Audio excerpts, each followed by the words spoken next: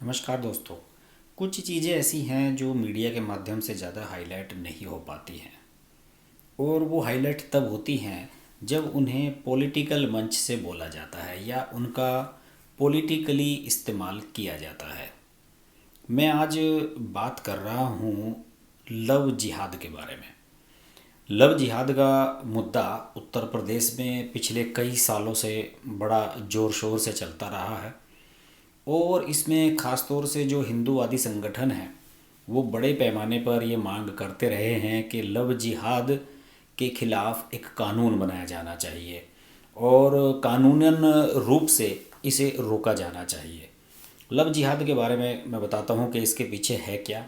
इसके पीछे एक कहानी, एक तर्क ये है कि इसमें एक संप्रदाय विशेष के युवक अपना नाम बदलकर दूसरे संप्रदाय की लड़कियों से विवाह कर लेते हैं, उन्हें अपने प्रेम जाल में फंसा लेते हैं।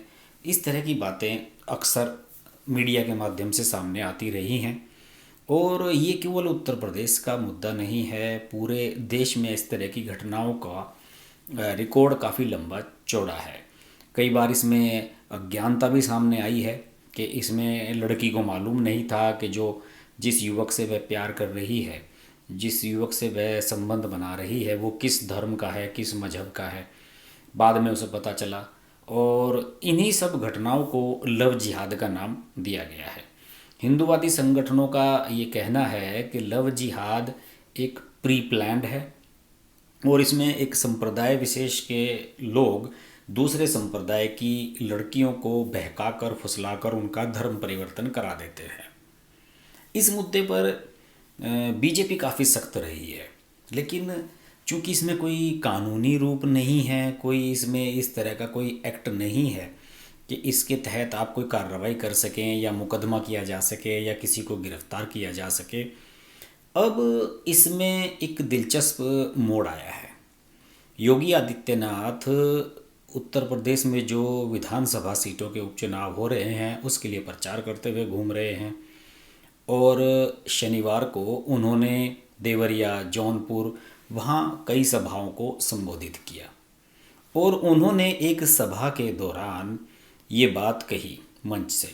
उन्होंने कहा कि जो लव जिहाद जैसी मुहिम को सपोर्ट कर रहे हैं या इसमें शामिल हैं, उन लोगों का राम नाम सत्य होने वाला है और इन्हें किसी हालत में बख्शा नहीं जाएगा, और लव जिहाद रोकने के लिए उत्तर प्रदेश सरकार कानून लाएगी।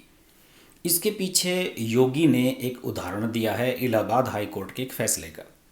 योगी के इस बयान से एक दिन पहले इलाहाबाद हाई कोर्ट का एक फैसला आया है, जिसका संज्ञान योगी ने लिया। उन्होंने मंच से ये जानकारी दी कि इलाहाबाद हाई कोर्ट ने एक आदेश दिया है कि शादी के लिए धर्म परिवर्तन को मान्यता नहीं मिलनी चाहिए। इस वजह से सरकार भी निर्णय ले रही है कि हम लव जिहाद को सख्ती से रोकने का काम करेंगे, एक प्रभावी कानून बनाया जाएगा। योगी ने कहा कि लव जिहाद करने वालों की संपत्तियां जब्त कर उन्हें घोषित दुराचारी के नाम से चौराहों पर उनका पोस्टर लगाया जाएगा। और मैं आपको बताऊं कि योगी आदित्यनाथ पहले माफियाओं के खिलाफ ये काम कर चुके हैं, दंगाइयों के खिलाफ ये काम कर चुके हैं, जिनके नाम वो पोस्टर छपवाकर चौराहों पर लगवा चुके हैं। योगी ने यह कहा कि छद्म में नाम छिपाकर जो लोग बेटियों की इज्जत के साथ खिलवाड़ करते हैं, उन्हें मैं चेतावनी देता हूं कि उनकी राम नाम सत्य की यात्रा निकलने वाली है। हम लोग मिशन शक्ति के कार्यक्रम को इसलिए चला रहे हैं। मिशन शक्ति के कार्यक्रम का मतलब यही है कि हर माँ बहन बेटी को सुरक्षा गारंटी देंगे। फिर भी दुस्साहस किया तो ऑपरेशन शक्ति अब तैयार है। इसका उद्देश्य यही है कि हम हर हाल में उनकी सुरक्षा करेंगे। दरअसल मैं यहाँ आपको ये भी बताना चाहूँगा कि ये जो इलाहाबाद हाई कोर्ट का डिसीजन है वो है क्या। क्या कहा है इलाहाबाद हाई कोर्ट ने? इलाहाबाद हाई कोर्ट ने कहा है कि केवल शादी के लिए धर्म परिवर्तन वैध नहीं है। विपरीत धर्म के जोड़े की याचिका को खारिज करते हुए एक याचिका आई थी जिसमें लड़का लड़की दोनों अलग अलग धर्म से थे, और उनकी जोड़े की याचिका को खारिज करते हुए कोर्ट ने याचिकाकर्ताओं को संबंधित मजिस्ट्रेट के समक्ष हाजिर होकर अपना बयान दर्ज करने की छूट दी है। याची ने परिवार वालों को उनके शांतिपूर्वक वैवाहिक जीवन में दखल देने पर रोक लगाने की हाईकोर्ट से मांग की थी। कोर्ट ने इस याचिका पर हस्तक्षेप करने से इनकार कर दिया है और यह आदेश न्यायमूर्ति SC त्रिपाठी ने प्रियांशी उर्फ समरीन और अन्य की याचिका पर दिया है। दरअसल मामला ये था, मैं आपको बताता हूँ, डिटेल आपको आसानी से समझ में आ जाएगा। एक याची मुस्लिम तो दूसरा हिंदू है। लड़की ने 29 जून 2020 को हिंदू धर्म स्वीकार किया और 1 महीने बाद 31 जुलाई को विवाह कर लिया। कोर्ट ने कहा कि रिकॉर्ड से साफ है कि शादी करने के लिए धर्म परिवर्तन किया गया है। कोर्ट ने नूरजहां बेगम केस के फैसले का हवाला दिया, जिसमें कोर्ट ने कहा कि शादी के लिए धर्म बदलना स्वीकार्य नहीं है। इस केस में हिंदू लड़की ने धर्म बदलकर मुस्लिम लड़के से शादी की थी, नूरजहां वाले मामले में। और कोर्ट ने एक और भी बात कही है। सवाल था कि क्या हिंदू लड़की धर्म बदलकर मुस्लिम लड़के से शादी कर सकती है और यह शादी वैध होगी?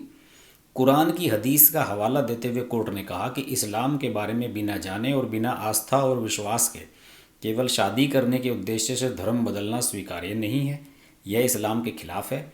इसी फैसले के हवाले से कोर्ट ने मुस्लिम से हिंदू बनकर शादी करने वाले याचिकाकर्ता को राहत देने से इनकार कर दिया है।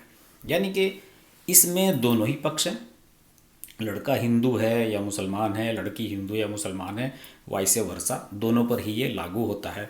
लेकिन योगी आदित्यनाथ ने इसमें से अपना इनपुट ले लिया और अब योगी आदित्यनाथ इस पर कानून बनाने की बात कर रहे हैं। और इससे पहले ये एक बड़ा मामला साबित हो सकता है। 2022 के जो विधानसभा चुनाव है उससे पहले बीजेपी के लिए ये एक बड़ा मामला साबित हो सकता है। और जिस तरह से 3 तलाक को लेकर देश भर में मुस्लिम्स में रिएक्शन था और बीजेपी का ये दावा था कि मुस्लिम महिलाओं के समर्थन में हमने 3 तलाक वाला कानून बनाया है, तो लव जिहाद को लेकर भी एक बड़े वर्ग में असंतोष है। और हो सकता है कि आने वाले समय में बीजेपी को उत्तर प्रदेश में इसका लाभ मिले। फिलहाल तो योगी आदित्यनाथ ने जो बात कही है वो 7 सीटों के जो विधानसभा के उपचुनाव हैं उनमें उनके प्रचार के दौरान ये बात कही है। अभी कानून बनने में लंबा समय लगेगा, इसका क्या रूप होगा, किस तरीके से ये लागू होगा, ये देखने वाली बात है। लेकिन इतना ज़रूर मैं कह सकता हूँ कि योगी आदित्यनाथ ने कई ऐसे मुद्दे उठाए हैं जो अब तक दबे हुए थे और जिन पर कोई भी सरकार गंभीरता से नहीं सोच रही थी। जैसे कि जो माफिया हैं, मुख्तार अंसारी, अफजाल, इन सब के खिलाफ जो कार्रवाई उन्होंने की है वो एक अपने आप में लैंडमार्क कार्रवाई है। और उत्तर प्रदेश की पिछली सारी सरकारों ने इन माफियाओं को हमेशा सपोर्ट किया, इनके खिलाफ कार्रवाई करने की हिम्मत किसी ने नहीं जुटाई। और इसका लाभ निश्चित रूप से योगी आदित्यनाथ को और बीजेपी को उत्तर प्रदेश में मिलने जा रहा है।